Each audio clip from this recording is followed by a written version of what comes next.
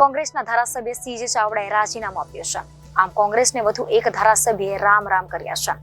મહેસાણાના વિજાપુરની બેઠક પરથી કોંગ્રેસના ધારાસભ્ય તરીકે વર્ષ 2022માં સીજે ચાવડાએ જીત મેળવી હતી। રાજીનામું આપનાર સીજે ચાવડાએ રામ મંદિરને હાલના માહોલના વિરોધમાં કોંગ્રેસના નિર્ણય અને નિવેદનોને લઈને વાતો કરી હતી। જુઓ સમગ્ર વિગત।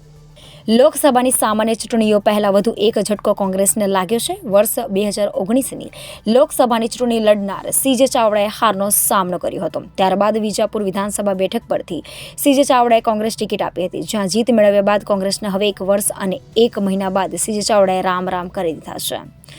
હાલના સંજોગોમાં હાલ જે પરિસ્થિતિ દેશની છે, દેશની પરિસ્થિતિ ઉભરી આવી છે, એમાં હું કોંગ્રેસ લોકસભા લડવાના છો, ભાજપમાંથી લોકસભા લડવાની વાત ચાલે છે, ભાજપમાં સાબરકાંઠાની વાત ચાલે છે। મારા કોંગ્રેસ પક્ષના વિજાપુરના અને મહેસાણા જિલ્લાના એ લોકોના સહકારથી મેં વિજાપુરથી કબજે કર્યો તો હું ધક્કો મારી એ તમામ કોંગ્રેસના આગેવાનો સાથે મળીને અને મારા મત વિસ્તારના વિજાપુરના મત વિસ્તારના મતદાતાઓએ જેમને મત આપ્યા હતા એમની સાથે મળી અને પછી જે નિર્ણય એ લોકો કરશે એ નિર્ણય હું કરીશ। નિવેદનો કરતા કોંગ્રેસ પક્ષે હાલ ધારો કે રામચંદ્ર ભગવાનની ક્રાંતિકા મહોત્સવ થઈ રહી છે, સર્જિકલ સ્ટ્રાઇક વખતનું જે નિવેદનો હતા અને જે નેતા સારું કામ કરતા હોય એને હંમેશા ખરાબ ચિતરવાની જે આદત હોય એક અધિકાર તરીકે પણ જ્યારે થઈ આ વિચારે અને મારા સ્ટેટસ પ્રમાણે જીવન નથી। સીજે અત્યાર સુધી તમે એવું કહેતા કે મારી સ્થિતિ અર્જુન જેવી છે, સામે બધા લોકો છે એમની સામે લડવાનું છે, હવે સીજેનું શું થશે? તમે પણ સામે એમના જેવા વિષાદયુગમાં હતો એમ કહ્યું, તમે પણ હવે આમે કૌરવો જેવા થશો ને? હવે તો તમે અર્જુન વિષાદયુગમાં હતો અને આજે વિષાદયુગ ચાલુ હવે સામે જશો ત્યારે શું થશે? કારણ કે સામે તો તમે અમને આ રીતે કૌરવો કીધા। યુદ્ધ પછીની શાંતિ અને શાંતિ પછી પાસે નવે સત્ય જીવન અને પ્રવાહ ચાલુ થતો હોય એ પ્રમાણે હજી મારા મતદાતાઓ આજે ધારાસભ્ય પદેથી રાજીનામું આપી દીધું, શું સીજે ફરી ધારાસભ્ય બનશે કે સાંસદ બનશે? એવી કોઈ વાત થઈ નથી। હાલ તો મેં ફક્ત કોંગ્રેસ પક્ષમાંથી રાજીનામું આપ્યું છે અને કોંગ્રેસ પક્ષમાંથી રાજીનામું આપ્યા પછી આજે જ હું મારા મત વિસ્તારના પ્રવાસે હોય અને બધા જ મતદાતાઓ અને આગેવાનો સાથે વાત કરીને આગળ કઈ રીતે વધુ વાત એવી આવી છે કે 4મી તારીખે એક વાત હતી કે 4મી તારીખે સીજે જોડાવાની હાલ એવું કોઈ તારીખ નક્કી થઈ નથી, કોઈ વાત થઈ નથી, પરંતુ મારા મતદાતાઓ આટલા બધા તમે આટલા બધા નરેન્દ્રભાઈના અને અમિતભાઈના વખાણ કર્યા છે, ભારતીય જનતા પાર્ટીમાં રહીએ કે કોંગ્રેસ પક્ષમાંથી રાજીનામું આપવું। હાલ જે પ્રવાહો ચાલી રહ્યા છે એમાં નરેન્દ્રભાઈ મોદી જે કામગીરી કરી રહ્યા છે એને કોઈ પણ પક્ષમાં હોય તો વખાણ કરવા જોઈએ। એટલે આ પ્રવાહમાં સીજે કરી જશે હવે? એટલે હાલ કોઈ ચર્ચા કરી નથી કે હાલ કોઈ વાત સીજેની ઈચ્છા કરી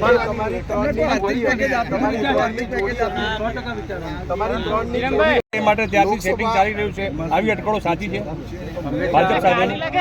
લોકશાહીમાં અને પ્રજાજીવનના પ્રભાવોમાં શંકા કુશંકાઓનું રાજકારણ ચાલતું હોય છે। હાલ પણ અને ભૂતકાળમાં પણ કોંગ્રેસના આગેવાનો સાથે આવી વાતો થતી રહી છે કે સેટિંગનું રાજકારણ હોય, પણ એવું કંઈ હોતું નથી। એવું કંઈ હતું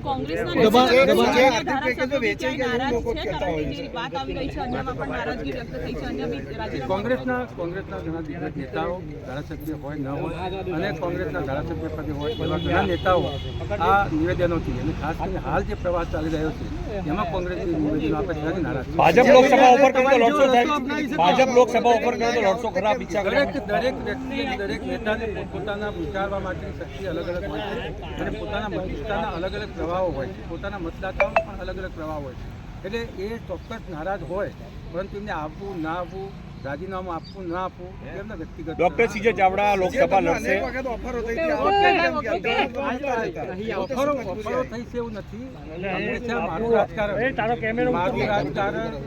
હંમેશા પોઝિટિવ, હું નેગેટિવ રાજકારણ નથી। હંમેશા ચૂંટણીનો સમય પ્રવર્તનો જે થયા, પરંતુ વિધાનસભામાં આપે મને સાંભળ્યો હશે કે ક્યારે પણ સામે કામ કરતી સરકારને ઉણપો બતાવી છે, એની ટીકા ટિપ્પણીઓ પડી નથી। કોઈ વ્યક્તિગત રાજકીય નેતાના જીવન વિશે પણ મેં ટીકા ટિપ્પણીઓ કરી નથી, પાર્ટી વિશે કરી। શક્તિસિંહનું નિવેદન હતું કે ભાજપમાં ગયેલા કોંગ્રેસના નેતાઓ લડી રહ્યા છે, તમે એને કેવી રીતે જુઓ છો આ નિવેદનને? શક્તિસિંહ એમની જગ્યાએ સાચા છે, પાર્ટીથી કોંગ્રેસ પક્ષના જ્યારે નેતા હોય ત્યારે કોંગ્રેસ પક્ષને અનુકૂળ વાત એમને કરવી પડે, એટલે એ એમને અનુકૂળ વાત કરી રહ્યા છે.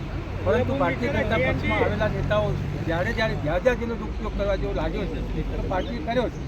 એનો અર્થ એ નથી કે હું ભારતીય જનતા પક્ષમાં જોડાઈ ગયો. ડોક્ટર સીજે ચાવડાને સાહેબ લોકસભા લડાવવાનું કમિટમેન્ટ છે, ભાજપનું કમિટમેન્ટ છે લોકસભા લડાવવાનું.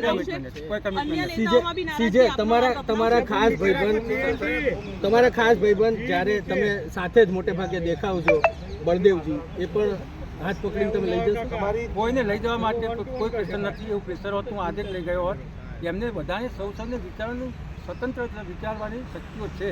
નથી, અને સલાહ તો માગી હશે ને તમારી કંઈ ચર્ચા વિચારણા ભાઈબંધી છે, પરંતુ આ પહેલા ચોક્કસ 4 જણની હું છુપા માંગતો નથી. ચોક્કસ મારી સાથે સંકળાયેલા નેતાઓને મેં વાત પણ કરી હતી કે હવે હું લાંબો સમય આ પાર્ટીમાં રહીશ. જેસીબી નું ટાયર છૂટું પડ્યું એવું ગણાય સાહેબ. અને બોલી તો લેવા દો અને મિત્રો પણ આ સ્વપ્ન.